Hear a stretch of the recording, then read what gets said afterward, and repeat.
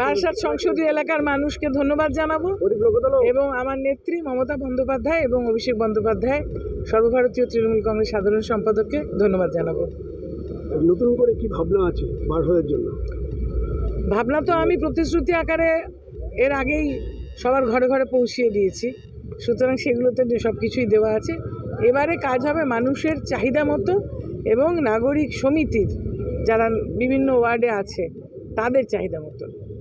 কেন আমাদের কাজ সব হয়ে গেছে, কিন্তু উন্নয়নের কাজ সবটাই হয়ে গেছে। হ্যাঁ, অ্যাকচুয়ালি কিছু নেই, কেননা যেগুলো মানুষ ভাবতে পারে না সেই কাজও এখানে হয়েছে সংসদীয় এলাকায়। সারা পশ্চিমবঙ্গ মমতা বন্দ্যোপাধ্যায়ের জয় বা বলা যায় তৃণমূলের জয় চারিদিকে চলেছে, কি বলবেন কেন জয় হবে?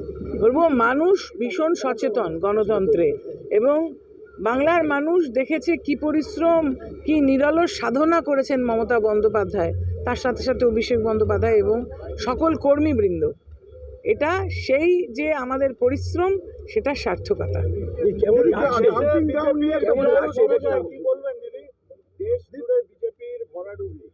তাদের যে অন্যায় এবং তাদের যে মিডিয়াকে কিনে নিয়ে মিডিয়ার মুখ দিয়ে মিথ্যা কথা বলানো, জায়গায় জায়গায় বিভেদকামী শক্তি যেভাবে ধর্মে যুদ্ধ লাগিয়ে দিয়ে অন্যায় করেছে, এটা তার প্রতিবাদের ভোট। গণতন্ত্রে এটা তার প্রতিবাদের ভোট।